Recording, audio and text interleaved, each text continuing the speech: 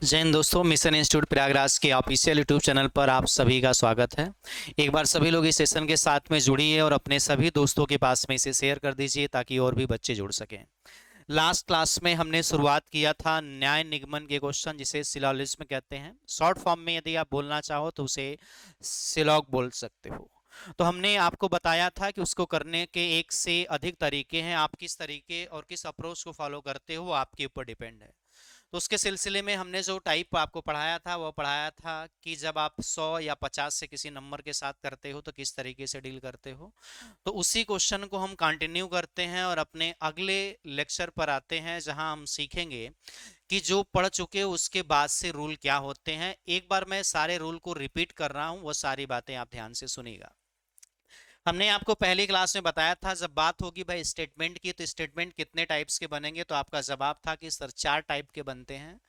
पहले को आपको बोला जाता था भैया ऑल का केस बोला जाता था, दूसरे को आप सम कहते थे, तीसरे को आप सम नॉट कहते थे जिसे कुछ नहीं बताते थे, और चौथे को नो या फिर क्या नाम देते थे भाई, नन नाम देते थे।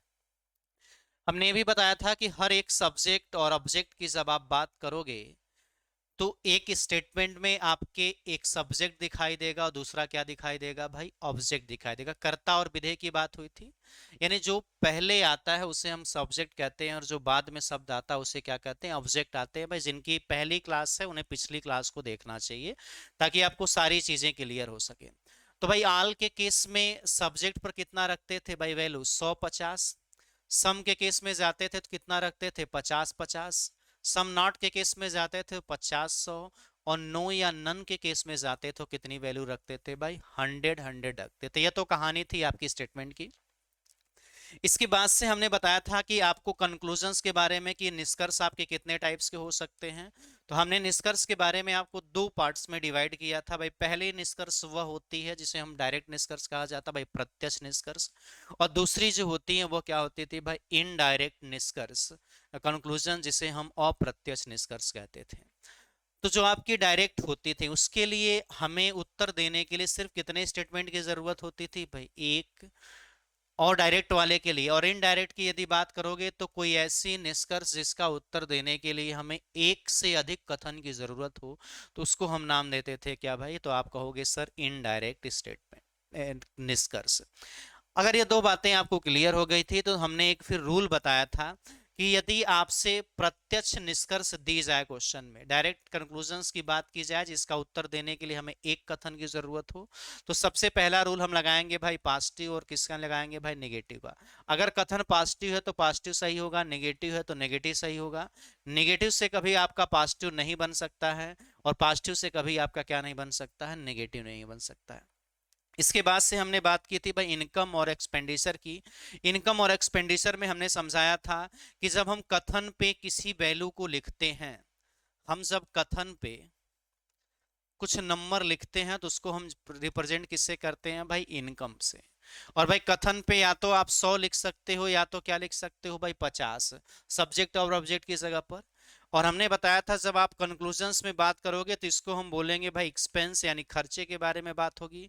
तो यदि आप 100 रुपया कमा रहे हो तो आप 100 रुपया खर्चा कर रहे हो तो भी बात सही है, और 50 रुपया खर्चा कर रहे हो तो भी बात सही है।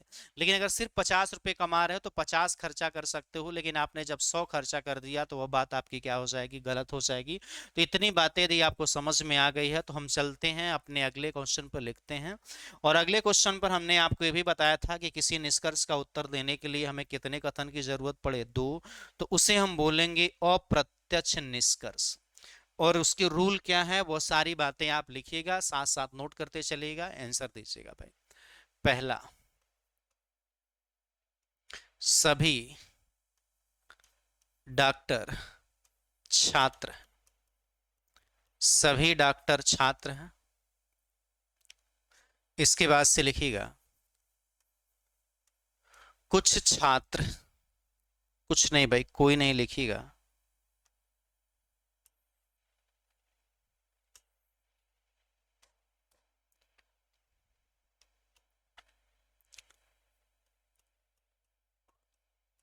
कोई छात्र डॉक कोई छात्र अध्यापक नहीं, कोई छात्र अध्यापक नहीं है। चलो भाई, बोर्ड पे समझना जरा इन चीजों को। यह दो आपकी स्टेटमेंट दिखाई दे रही हैं, आपको नीचे इनके आंसर देने हैं, किस फॉर्मेट में आंसर दोगे वह सारी चीज आपको देखने की जरूरत है भाई। चलो बोर्ड पर आ जाना, निष्कर्ष लिख रहे हैं, निष्कर्ष के बारे में देखना और सोच समझकर आंसर देने की कोशिश करना भाई। सभी अध्यापक डॉक्टर हैं, सभी अध्यापक डॉक्टर हैं। दूसरा है, कुछ अध्यापक डॉक्टर नहीं हैं। तीसरा है, कोई डॉक्टर अध्यापक नहीं है।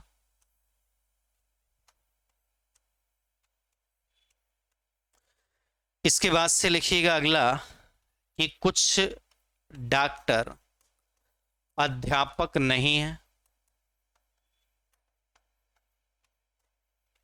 एक लास्ट हम लिखते हैं कि कुछ अध्यापक छात्र, कुछ अध्यापक छात्र। एक और स्टेटमेंट आपको लिखते हैं भाई, बोर्ड पर देखना।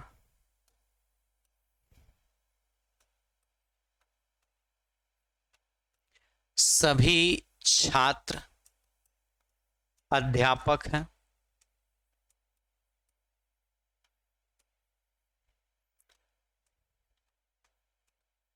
कुछ अध्यापक छात्र नहीं है। इसके बाद से लिखिए, सभी छात्र डॉक्टर हैं। अगला लिखिए, कुछ छात्र डॉक्टर नहीं हैं। जितनी भी स्टेटमेंट बन सकती हैं, सारी जितने भी आपके निष्कर्ष बन सकते हैं, सभी निष्कर्ष को मैं बोर्ड पे लिख दे रहा हूं, यहां से आप कॉपी करते रहिएगा साथ में। कुछ डॉक्टर छात्र नहीं है। उसके बाद से लास्ट लिख लीजिएगा, कोई डॉक्टर छात्र नहीं है। सर ये बोर्ड पर आ जाते हैं और अपने रूल के अकॉर्डिंग क्वेश्चन को सॉल्व करने की कोशिश करेंगे। आपके लिए भी बेहतर वही अप्रोच होनी चाहिए जिस अप्रोच को मैं फॉलो कर रहा हूं। क्या तरीका होना चाहिए क्या नहीं, वो सारी बातें पिछली क्लास में डिस्कस हुई थी। आज हम आते हैं अपने रूल पर। तो देखो, यहां से यहां तक यदि बात करोगे तो किसकी बात हो रही है? अध्यापक की। और किसकी बात हो रही है भाई? डॉक्टर की। तो यदि किसी निष्कर्ष में दिए गए दोनों ही शब्द, सब्जेक्ट और ऑब्जेक्ट की बात कर रहे हैं, यदि किसी एक ही कथन में अगर मौजूद हो तो हमेशा हम उसी कथन से उत्तर देते हैं, ना कि किसी दूसरे कथन से।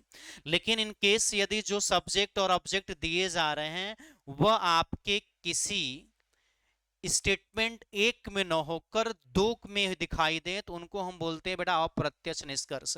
तो भाई यहां देखो, डॉक्टर की बात हो रही है, अध्यापक की, डॉक्टर अध्यापक की बात हो रही है। और यदि आप कथन में देखोगे तो कथन में आपको यह बात पता चलती है, अध्यापक यहां दिखाई दे रहा है और डॉक्टर कहां दिखाई दे रहा है भाई? यहां दिखाई दे रहा है।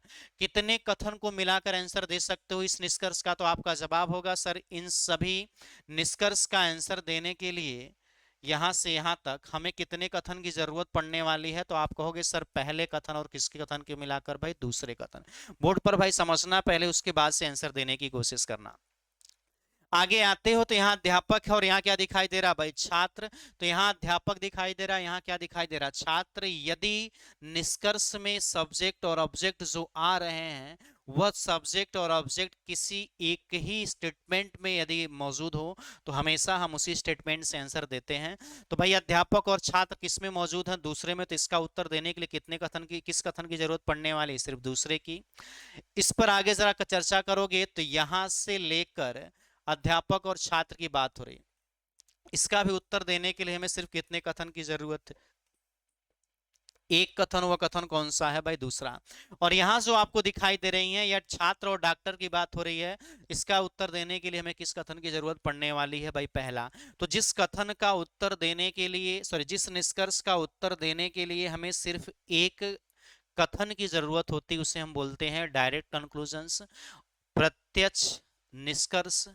और जिस निष्कर्ष का उत्तर देने के लिए हमें दो कथन की जरूरत होती है उसे हम बोलते हैं इनडायरेक्ट कंक्लूजन्स और प्रत्यक्ष निष्कर्ष। अब भाई रूल की बात कर लेते हैं तो भाई रूल यह कहता है कि यदि किसी निष्कर्ष को उत्तर देने के लिए हमें दो कथन की जरूरत हो तो उन दो कथन में जो रूल लगेगा वह यह लगेगा कि दोनों में कॉमन टर्म्स पर मान चेक करना होता है। यहां भाई सभी के केस में इस पर 100 होगा, इस पर कितनी वैल्यू होगी 50, इस पर कोई नहीं के केस में 100 और इस पर भी कितना होगा भाई 100। तो दोनों में जो कॉमन है उस पर एक जगह मान कम से कम कितना होना चाहिए 100। अगर एक जगह 100 है तो भी सही है, दो जगह 100 है तो भी सही है, लेकिन अगर मान लो दोनों ही केस में अगर 50-50 है तो कोई निष्कर्ष नहीं बनेगा, हर एक निष्कर्ष गलत होगी। तो यहां देखोगे तो कॉमन पे मान कितना दिखाई दे रहा है भैया 100। भाई छात्र का यहां नहीं दिखाई दे लेकिन यहां 100 बनना, इसका मतलब निष्कर्ष बनाई जा सकती है। दूसरा रूल यह था कि अगर दोनों पॉजिटिव हैं तो दोनों से जो निष्कर्ष बनती थी वह कैसी बनती थी भाई पॉजिटिव। अगर दोनों में कोई एक नेगेटिव हो जाए, ध्यान से सुन लेना, अगर कोई एक नेगेटिव हो जाए तो निष्कर्ष हमेशा कैसी बनती थी भाई नेगेटिव। और ये दोनों ही नेगेटिव हो जाते थे तो ऐसी कंडीशन में कोई निष्कर्ष हमारी नहीं बनती थी। पिछली क्लास में ये सारी बातें हमने नोट करा दी थी भाई। तो चलो इसका आप रूल लगाते हैं और आंसर देने की कोशिश करना भाई। तो भैया कॉमन टर्म्स पे मान भी कितना दिखाई दे रहा है भाई 100, और पहला कैसा है पॉजिटिव, दूसरा कैसा दिखाई दे रहा है भाई नेगेटिव। तो दोनों को मिलाकर कैसी निष्कर्ष बनेगी तो आप कहोगे सर नेगेटिव। यानी डॉक्टर और अध्यापक में यदि कुछ सही हो सकता है तो वह सिर्फ नेगेटिव हो सकता है, जो आपके पॉजिटिव वो बिल्कुल क्या हो जाएंगे आपके गलत। तो देखो सभी अध्यापक छात्र हैं, ये भी क्या हो जाएगा गलत, ध्यान से सुनना भाई। कुछ अध्यापक डॉक्टर हैं, ये भी क्या हो जाएगा आपका गलत। सभी अध्यापक डॉक्टर हैं, ये भी क्या हो जाएगा आपका गलत, क्योंकि पॉजिटिव आपके सारे क्या हो जाने वाले हैं गलत। यहां पर सिर्फ एक ही लिखी गई है पॉजिटिव, बाकी तीन को मैं बता देता हूं। सभी डॉक्टर अध्यापक ये भी पॉजिटिव होता तो गलत, कुछ अध्यापक डॉक्टर ये भी गलत हो जाता, कुछ डॉक्टर अध्यापक ये भी बात क्या हो जाती हमारी गलत हो जाती। दूसरे पर आते हैं, दूसरा नेगेटिव दिखाई दे रहा है या सभी नेगेटिव दिखाई दे रहे हैं, इसका मतलब ये पॉसिबल है सही हो सकते हैं। तो पहला रूल भाई कॉमन पे मान कितना होना चाहिए 100। दूसरा रूल दोनों में अगर एक नेगेटिव है तो नेगेटिव, दोनों यदि पॉजिटिव है तो सिर्फ पॉजिटिव सही। इसके बाद से यदि दोनों नेगेटिव हैं तो कोई निष्कर्ष नहीं। तो भाई सारे रूल के बाद से हम चेक करते हैं इनकम और एक्सपेंडिचर। जरा बोर्ड पे ध्यान देना, यहाँ कुछ नहीं के केस पर कितना लिखते हो 50, और यहाँ कितना लिखोगे भाई 100। यहाँ कितना रखोगे कोई नहीं के केस में 100, यहाँ कितना रखोगे भाई 100, यहाँ 50 रखना, यहाँ कितना रखना भाई 100। कोई नहीं में 100-100 रखना होता है। एक और यहीं ऐड कर लेना भाई जरा सा कि कोई अध्यापक डॉक्टर नहीं है। आगे यहां लिख देते हैं कि भाई कोई अध्यापक डॉक्टर नहीं है। तो भैया इसमें कितना हो जाएगा 100, और इस पर भी मान कितना हो जाएगा 100। चलो बार चेक करते हैं कौन सा सही है और कौन सा गलत है। तो भैया अब एक्सपेंडिचर चेक करना, भाई जो स्टेटमेंट में नंबर लिखा जाता है उसे इनकम मानते हैं, जो निष्कर्ष में नंबर लिखा जाता है उसे हम खर्चा मानते हैं। तो भाई यहाँ अध्यापक के खर्चे कितने दिखाई दे रहे हैं, तो आपका जवाब है सर 50। अध्यापक कमा कितना रहा था 100 रुपए कमा के 50 पे खर्चा कर सकता है, यह बात क्या है भाई सही। और डॉक्टर कितने खर्चा कर रहा है 100, और डॉक्टर कमा कितना रहा था भाई 100, तो 100 कमा के 100 खर्चा कर सकता है, ये भी बात क्या हमारी सही। तो पहला कि दूसरा क्या हो जाएगा भाई सही। यहां देखोगे तो डॉक्टर के खर्चे कितने 100, अध्यापक के खर्चे कितने 100, अब दोनों ही कितने कमा रहे हैं मेरे भाई, तो 100 रुपए कमा रहे हैं, तो 100-100 खर्चे कर सकते हैं, इसलिए क्या ऑप्शन हो जाएगा भाई सही। आगे वाले पर आना भाई, कुछ डॉक्टर अध्यापक नहीं है तो डॉक्टर के खर्चे कितने भाई 50, अध्यापक के खर्चे कितने भाई 100। अगर दोनों पर ही 100 है तो यह बात क्या है सही, क्योंकि 50 भी खर्चा हो सकता है और कितना हो सकता है भाई 100। इसके बाद से इस वाले पर आना भाई, कोई अध्यापक डॉक्टर नहीं, इस पे कितने खर्चे भाई 100, इस पर भी कितने खर्चे 100, दोनों 100 खर्चे कर सकते हैं, बात क्या हो जाएगी हमारी भाई सही आ जाएगी। इस वाले को देखना अध्यापक, और यहाँ क्या दिखाई दे रहा भाई छात्र, कितने कथन की जरूरत है, तो आप कहोगे सिर्फ एक कथन की जरूरत है, और कथन कौन सा है भाई दूसरा वाला। और दूसरा नेगेटिव है तो ये पॉजिटिव अपने आप क्या हो जाने वाला है भाई गलत हो जाने वाला है। इसको देखना भाई, सभी छात्र अध्यापक हैं, तो छात्र यहां दिखाई दे रहा है, अध्यापक आपका यहां है। यह कैसी स्टेटमेंट नेगेटिव, तो कोई पॉजिटिव सही हो सकता है क्या, नहीं, तो भाई ये भी क्या हो जाएगा गलत। कुछ अध्यापक छात्र नहीं है, भाई कुछ अध्यापक छात्र नहीं है, यह कैसी स्टेट निष्कर्ष रही नेगेटिव होने की संभावना है। तो भाई सभी छात्र डॉक्टर, इसको चेक कर लेना भाई, यहाँ वैल्यू कितनी हो जाएगी भाई 50, यहाँ कितनी वैल्यू होने वाली है भाई 100। और यहाँ देखोगे तो अध्यापक के खर्च इनकम कितनी 100, छात्र की भी इनकम कितनी 100, और दोनों में एक 50 खर्चा कर रहा है 100 कमा के तो सही है, दूसरा 100 कमा के 100 खर्चा कर रहा तो भी बात क्या है भाई सही है।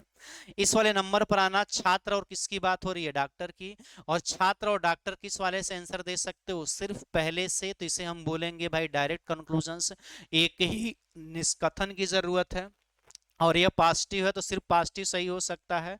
डॉक्टर छात्र के बीच में जो नेगेटिव हुआ क्या हो जाएगा गलत। यहाँ छात्र के खर्चे कितने 100, छात्र ने कमाया कितना भाई 50, तो यह बात क्या हो जाएगी भाई आपकी गलत हो जाएगी। बात समझ में आई कि नहीं आई। तो भाई जो रूल है उनको यदि आप पढ़ लिए हो तो आप सारे क्वेश्चन का आंसर दे सकते हो। चलिए हम अब चलते हैं अपने अगले क्वेश्चन पर, बोर्ड पे लिखेंगे, आप आंसर देने की कोशिश कीजिएगा भाई, लिखना भाई।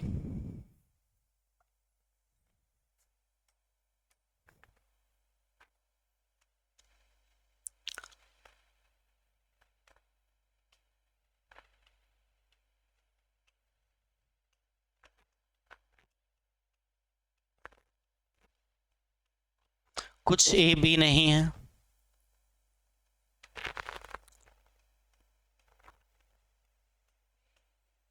कुछ बी सी है। चलो भाई निष्कर्ष लिखिएगा साथ साथ में।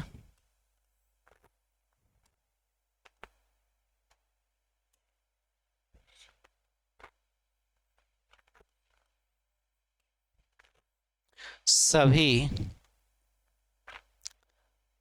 सी ए है। दूसरा लिखिए सभी ए सी है। तीसरा लिखिए कुछ ए सी है। चौथा लिखिए कुछ सी ए है।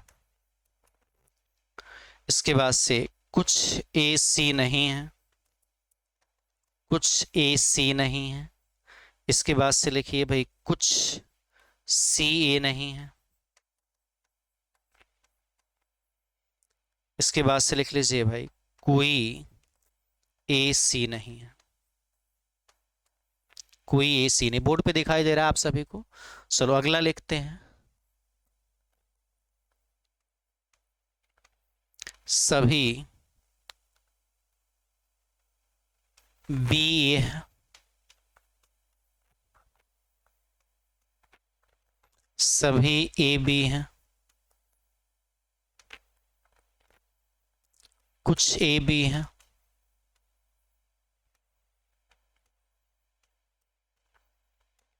कुछ बी ए हैं।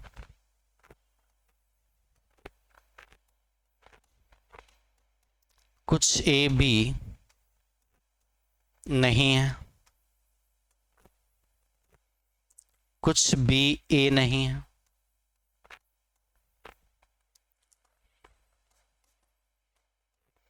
कोई भी ए नहीं है।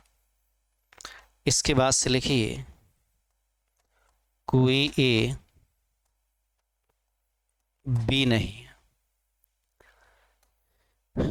उसके बाद से लिखिए भाई सभी सी बी हैं। सभी सभी बी सी हैं। कुछ सी बी हैं। कुछ बी सी हैं। कुछ बी सी नहीं है। इसके बाद से लिखिए कुछ सी बी नहीं है। इसके बाद कोई सी बी नहीं है। और एक लास्ट लिख लेना मेरे भाई कोई बी सी नहीं है। लिख चुके हो तो भाई चलो आंसर देने की अब कोशिश करना। जितने भी आपके निष्कर्ष बन सकती थी वो सभी निष्कर्ष बोर्ड पे लिख दिए हैं, अब आंसर देने की कोशिश करो। सबसे पहले नंबर करना भाई, कुछ के केस में ए पर कितना भाई 50, और कुछ नहीं के केस में दूसरे वाले पे कितना हो जाता है भाई 100। तो ए की भाई जो इनकम है वो 50 और बी की कितनी हो जाएगी भाई 100, और कुछ के केस में दोनों दोनों पर कितना देते हैं भाई 50। दोनों के कॉमन टर्म्स को यदि मिला के कोई निष्कर्ष बनती है तो वो तब पॉसिबल है जब दोनों के कॉमन पे मान कितना दिखाई देना चाहिए, एक जगह कम से कम कितना होना चाहिए 100। तो क्या एक जगह 100 है, तो आप कहोगे सर हाँ बी दोनों में कॉमन है और एक जगह कितना दिखाई दे रहा भाई 100। अब इसके बाद से देखना भाई, निष्कर्ष के बारे में जरा सोचने की कोशिश करना। इस जो लेफ्ट साइड में सारी निष्कर्ष लिखी गई हैं उसका उत्तर देने के लिए हमें पहले कथन की भी जरूरत है, और किस कथन की जरूरत है भाई दूसरे। क्योंकि भैया सी यहां दिखाई दे रहा और ये यहां दिखाई दे रहा, दोनों को मिलाकर आंसर देना है। तो पहला रूल तो यही था कि कॉमन पे मान कितना होना चाहिए 100। दूसरा रूल यह कहता है कि यदि दोनों में एक यदि नेगेटिव है तो दोनों से मिलाकर कौन सी निष्कर्ष सही हो सकती हैं, नेगेटिव यानी सारी पॉजिटिव क्या हो जाएंगी आपकी गलत। तो भाई पहला पॉजिटिव इसलिए गलत, दूसरा पॉजिटिव इसलिए गलत, तीसरा पॉजिटिव इसलिए गलत, चौथा पॉजिटिव है इसलिए क्या है भाई गलत।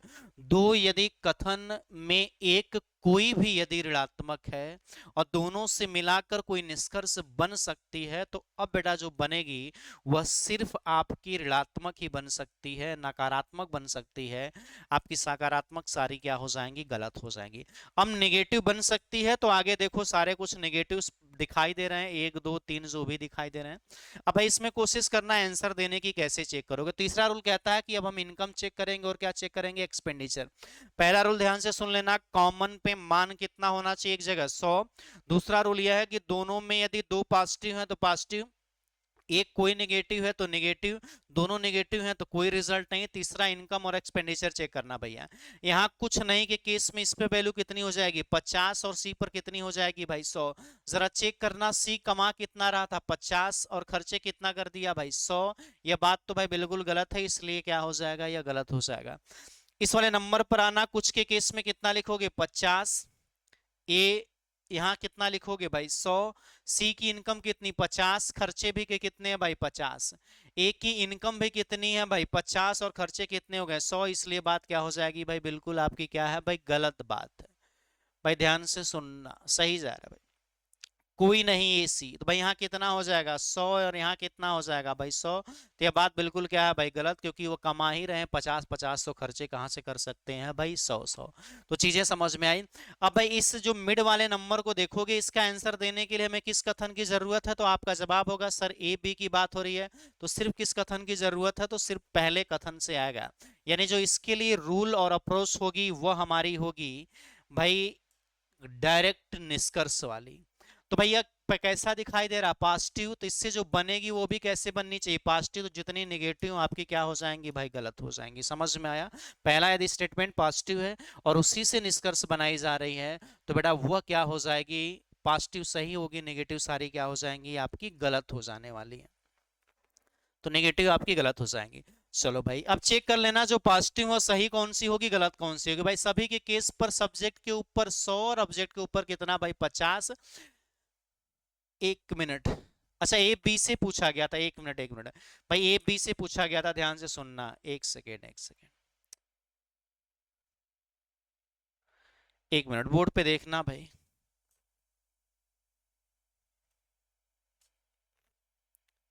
भाई ये जो देखी गई है वो पहले कथन से आएगी, और पहला कथन पॉजिटिव नहीं, पहला कथन कैसा दिखाई दे रहा है भाई नेगेटिव दिखाई दे रहा है।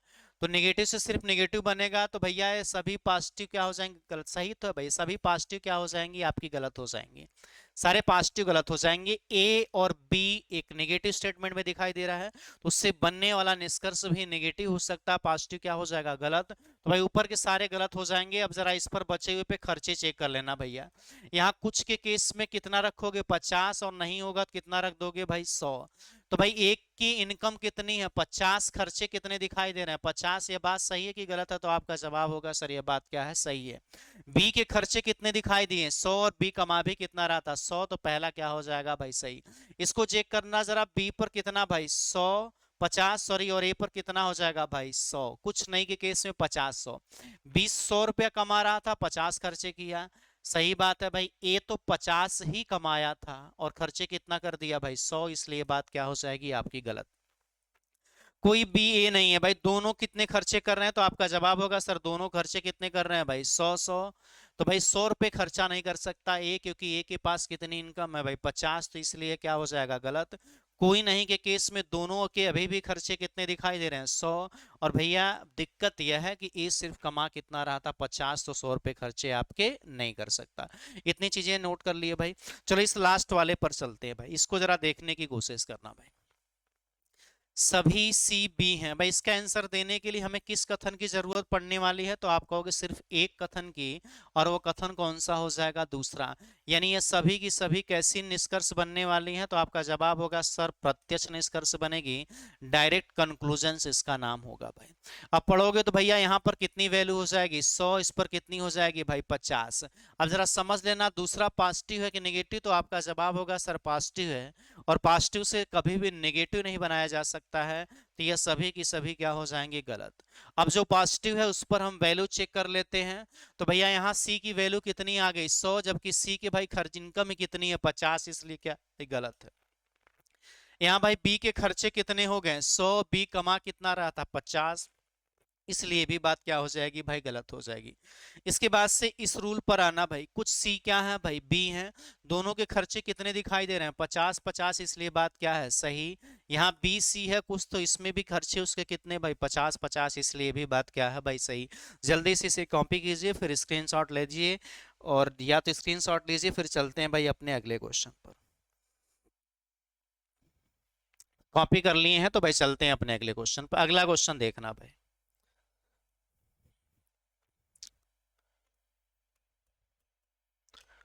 कोई ए बी नहीं है और कोई बी सी नहीं है। पहला निष्कर्ष, कोई सी ए नहीं है। दूसरा भाई कोई ए सी नहीं है। कुछ ए सी है, कुछ सी ए है। सी नहीं है यहां पर लिख लेना, कुछ ए सी नहीं है, कुछ सी ए है। इसके बाद लिख लीजिए कुछ ए सी है, और एक लास्ट लिखिएगा कि सभी सी ए है। भाई एक सेकंड में आप इसका आंसर दे सकते हो। देखो नीचे जितने भी निष्कर्ष लिखे गए हैं उसका आंसर देने के लिए हमें कितने कथन की जरूरत पड़ने वाली है, तो आपका जवाब होगा सर इसका आंसर देने के लिए हमें कितने कथन की जरूरत पड़ेगी भाई 2 की। पहले की पड़ेगी और किसकी पड़ेगी भाई दूसरा। दोनों कैसा दिखाई दे रहा है नेगेटिव, और जब दोनों नेगेटिव होते हैं तो दोनों से मिलाकर कोई भी निष्कर्ष नहीं बना जा सकती। तो भाई हर एक बात ए और सी की आपकी क्या हो जाएगी गलत, चाहे कुछ भी पूछा जाए। रूल रट लेना, यदि दो कथन एक नेगेटिव फॉर्मेट में दिखाई दे रहे हैं और उन दोनों से मिलाकर यदि कोई निष्कर्ष बनानी हो, तो हर एक निष्कर्ष हमारी क्या हो जाती है गलत, एक भी निष्कर्ष आपकी सही नहीं होती है। इतनी चीजें यदि कॉपी कर ली हो तो भाई अगर इसकी जगह पर एक लाइन हम मिटाकर यहाँ कुछ और लिख देते हैं तो भी बताना भाई गलत होगा कि सब कुछ सही होगा। ऐसे लिख दें कि कुछ भी सी नहीं है। भाई अभी भी दोनों कैसी दिखाई दे रहे हैं नेगेटिव, और दोनों को मिलाकर हमेशा क्या बन सकता है, क्या कुछ भी नहीं, तो अभी भी दोनों बातें क्या हो जाएंगी भाई गलत हो जाएंगी। दो, ध्यान से सुन लेना, दो नेगेटिव स्टेटमेंट को मिलाकर कोई भी आप कंक्लूजन्स नहीं बना सकते हो। इसीलिए जब यह दोनों हमें माइनस माइनस दिखाई दे तो दोनों को मिलाकर जो भी निष्कर्ष थी वो हमने क्या कर दिया भाई गलत कर दिया। इतनी बातें यदि समझ में आई है तो आगे बढ़ा जाए भाई, स्क्रीनशॉट लीजिए और लाइक कमेंट और शेयर करते रहिएगा भाई। आगे हम क्वेश्चन पर चलते हैं और अपने आते हैं भाई रूल नंबर किसी दूसरे वाले रूल नंबर पे। जब नोट कीजिएगा, जब आपके स्टेटमेंट्स कितने दिए जाए तो आपका जवाब हो, मैं लिख रहा हूं जब स्टेटमेंट 3 या 3 से अधिक दिए जाए, जैसे सभी छात्र अध्यापक हैं। दूसरा, सभी अध्यापक डॉक्टर हैं। तीसरा, सभी डॉक्टर पुलिस है। चलो, ये 3 स्टेटमेंट दी गई है, नीचे आपके निष्कर्ष लिख रहा हूं, निष्कर्ष का आंसर देने की भाई कोशिश कीजिएगा। पहला निष्कर्ष यह है कि सभी डॉक्टर छात्र। दूसरा, कुछ छात्र डॉक्टर हैं। उसके बाद से लिखिए सभी छात्र डॉक्टर हैं। इसके बाद से लिखिए कोई छात्र डॉक्टर नहीं है। इसके बाद से आइएगा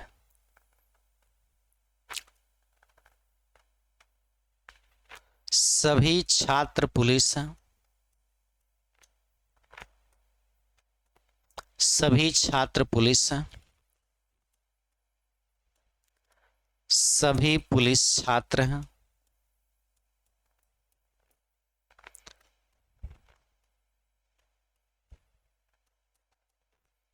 कुछ छात्र पुलिस हैं।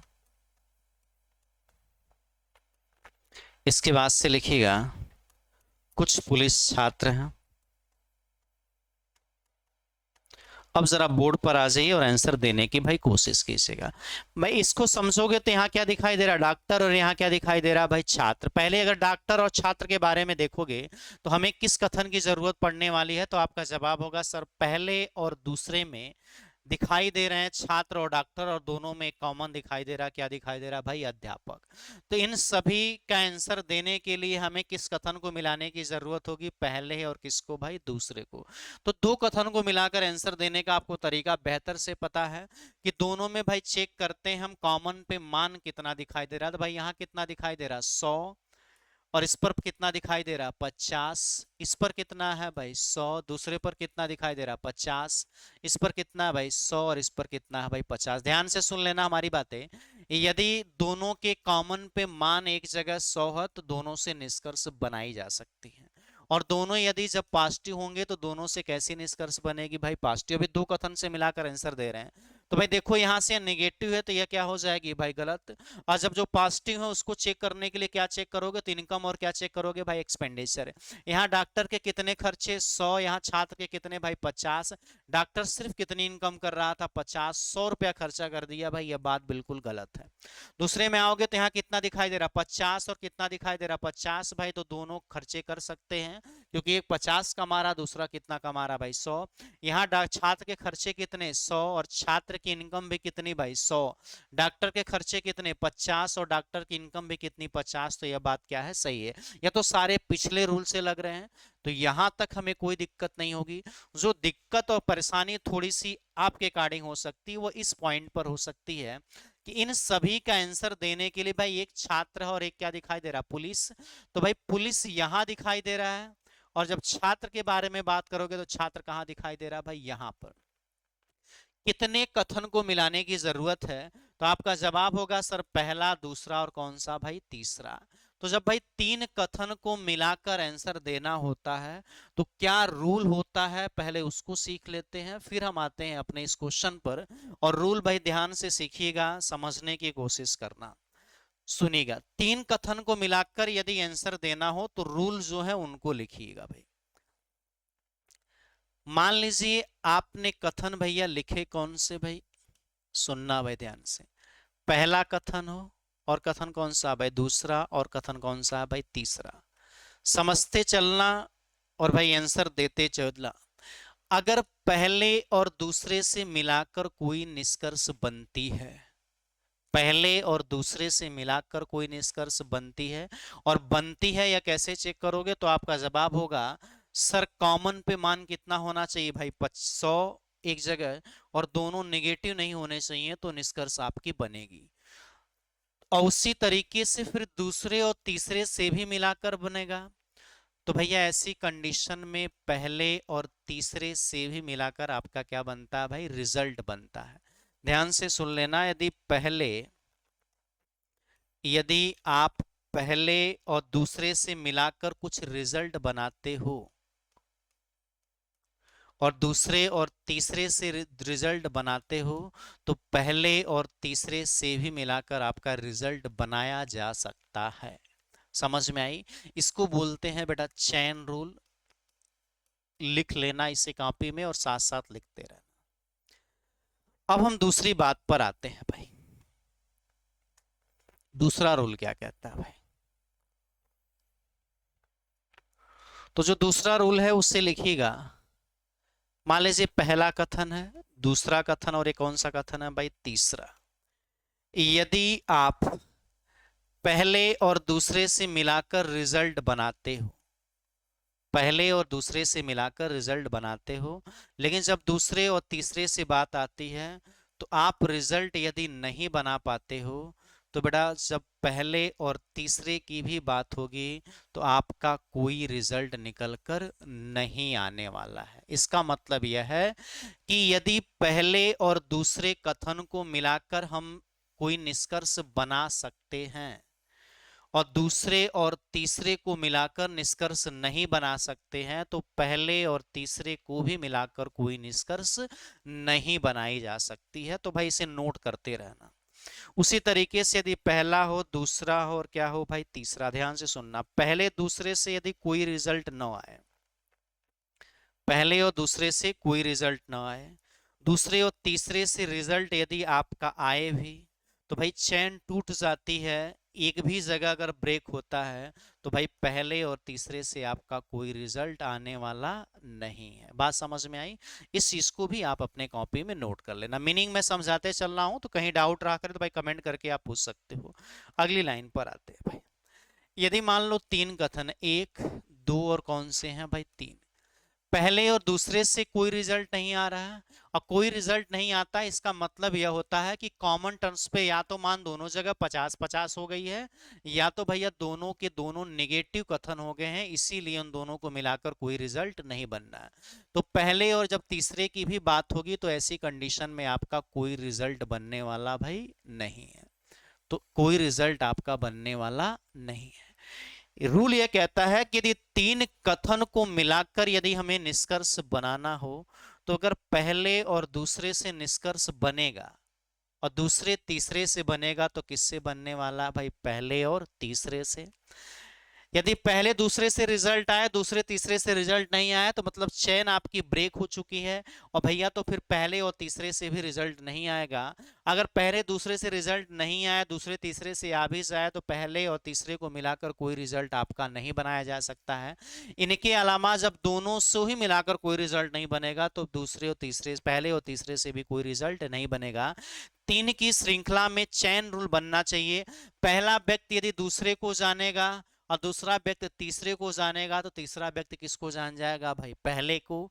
यहाँ भाई पहला व्यक्ति तो दूसरे को जाना, लेकिन दूसरा किसको नहीं जान पाया भाई, तीसरे को। तो पहला और तीसरे एक दूसरे को जान जाए, यह चीज क्या है भाई, पॉसिबल नहीं है। इतनी बातें यदि समझ में आई हैं तो यह तो रूल रहा भाई, पहला रूल। इसके बाद से हम चलते हैं भाई अपने दूसरे रूल पर। दूसरा रूल क्या कहता है उसको जरा चेक करते हैं। दूसरा रूल यह कहता है, यदि मान लो पहला कथन आपका कैसा हो, पॉजिटिव, दूसरा कथन कौन सा है भाई, पॉजिटिव, तीसरा कथन कौन सा है भाई, पॉजिटिव, तो भाई पहले और तीसरे को मिलाकर, पहले दूसरे का तो रूल जान ही चुके हो, तीसरे से मिलाकर क्या बनने वाली है भाई, पॉजिटिव। बात समझ में आ गई? इसके बाद से यदि मान लो पहला पॉजिटिव है, दूसरा पॉजिटिव और तीसरा क्या है भाई, निगेटिव है, तो भाई इन दोनों को मिलाकर कैसा बनने वाला है, पॉजिटिव, इन दोनों को मिलाकर कैसा बनना, नेगेटिव। तो पहले और तीसरे को मिलाकर कैसा बनने वाला है, तो आपका नेगेटिव बनने वाला है भाई। इसके बाद से सुनना, एक, दो और तीन है। यदि मान लो पहला आपका कैसा दिया जाए भाई, पॉजिटिव, दूसरा कैसा दिया जाए, नेगेटिव, और तीसरा दिया जाए पॉजिटिव, इन दोनों को मिलाकर क्या बनेगा, नेगेटिव, इन दोनों को मिलाकर क्या बनेगा, नेगेटिव, और पहले और तीसरे को मिलाकर क्या बनेगा, तो भाई नेगेटिव बनेगा। इनके अलावा सुनो भाई, यदि मान लो पहला नेगेटिव है, बाकी दोनों कैसे दिखाई दे रहे हैं, पॉजिटिव, तो इन दोनों को मिलाकर कैसा बनेगा, नेगेटिव, और इन दोनों को मिलाकर कैसा बनेगा, पॉजिटिव। लेकिन पहले और तीसरे को मिलाकर कैसा बनेगा भाई, नेगेटिव बनेगा। और यदि पहला और दूसरा और तीसरे में पहला पॉजिटिव दोनों नेगेटिव हो गए, तो बेटा पहले और तीसरे को मिलाकर आपका कोई रिजल्ट नहीं बन सकता है, यह बात लिख लेना। इसी तरीके से यदि पहला दूसरा और तीसरा हो, कहीं पर ध्यान रख लेना भैया, अगर दो निगेटिव आ गए तो ऐसी कंडीशन में कोई रिजल्ट उनके बीच में बन ही नहीं सकता, यह बात याद रखना। तीनों कथन में यदि 3 के 3 आपके पॉजिटिव हुए, तो पहले और तीसरे को मिलाकर भी क्या बनने वाला है, पॉजिटिव। 3 कथन में कोई एक नेगेटिव अगर दिखाई दिया, तो पहले और तीसरे से क्या बनने वाला है, नेगेटिव। यदि 3 कथन में भाई दो कोई एक यदि नेगेटिव हो जाए, पहला दूसरा तीसरा कोई भी, तो क्या बनने वाला है, नेगेटिव। और यदि 3 कथन में कहीं से कोई भी दो नेगेटिव हो जाएंगे, तो पहले और तीसरे को मिलाकर हम कोई निष्कर्ष नहीं निकाल सकते हैं। और लास्ट वाला जो रूल होता है, वो रूल आपका होता है भाई इनकम, और किसका होता है भाई, एक्सपेंस का। चीजें यदि क्लियर हो गई हैं तो आप लिख लेना भाई कौन सा भाई, 100 और 50, जो पहले इस क्लास से पढ़ते हुए आ रहे हो भाई। चलो इसी बेस पर हम अपने अगले क्वेश्चन जो यहाँ पे लिखे थे उसका आंसर देने की कोशिश करना भाई। पिछला क्वेश्चन क्या था उसको देखना भाई। इसका आंसर देने के लिए हमें कितने कथन की जरूरत पड़ने वाली है, तो आपका जवाब होगा सर 3 कथन के, पहला दूसरा और कौन सा भाई, तीसरा। तो इनका पहला रूल यह कहता है, क्या पहले और दूसरे से रिजल्ट बन नहीं है, बन नहीं है भाई। कॉमन पे मान कितना दिखाई दे रहा है, 100, और भाई दोनों नेगेटिव है नहीं। इस पर भाई चेक करोगे तो यहाँ डॉक्टर कॉमन है और एक जगह कितना दिखाई दे रहा है, 100, तो क्या दूसरे और तीसरे से रिजल्ट बन नहीं है, बन नहीं है। तो क्या पहले और तीसरे से रिजल्ट बनेगी, तो आपका जवाब होगा सर हाँ 100% बनेगी। और तीनों के तीनों कथन में यदि तीनों ही पॉजिटिव होंगे, तो इनको मिलाकर जो छात्र और पुलिस को मिलाकर जो बनने वाला है वो हमेशा पॉजिटिव ही बनेगा। तो छात्र और पुलिस को मिलाकर हमेशा पॉजिटिव ही लिखा गया है। अगर नेगेटिव लिखा जाता तो वो 100% क्या हो जाता, आपका गलत हो जाता। अब तीसरा रूल, पहला रूल यह है कि पहले दूसरे से बने, दूसरे तीसरे से बने, तो पहले और तीसरे से बनेगा, चेन रूल ब्रेक नहीं होना चाहिए। इसके बाद तीनों में यदि कोई एक नेगेटिव है तो नेगेटिव बनेगा, तीनों पॉजिटिव है तो पॉजिटिव बनेगा, दो नेगेटिव है तो कोई रिजल्ट नहीं बन सकता है। तो सब सारी पॉजिटिव थी, तो भैया चेक कर लेते हैं कितनी वैल्यू इनकम और एक्सपेंडिचर। यहाँ छात्र पर कितने 100, यहाँ पुलिस पर कितने भाई 50। छात्र कमा कितना रहा था 100, और 100 रुपए खर्चा किया और 50 रुपए पुलिस कमा के खर्चा किया, बात सही।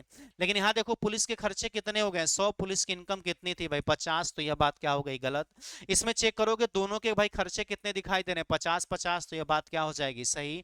इस पर भी खर्चे कितने दिखाई दे रहे हैं 50 50, तो यह बात क्या हो जाएगी भाई, सही। तो एक बार रूल को आप बेहतर से ढंग से पढ़ने की जरूरत है। अगर आप रूल को बेहतर से पढ़ लेते हो तो आप अपना आंसर आसानी से दे सकते हो। सारी नई चीजें पिछली क्लास से रिलेट होती दिखाई देंगी। आज जो हमने पढ़ाया उसे अगली क्लास में कॉन्सेप्ट का यूज करेंगे, तो आपको सभी क्लासेस प्रॉपर देखने की जरूरत है। अगली क्लास में हमारी मुलाकात होगी भाई। चलिए, जय हिंद।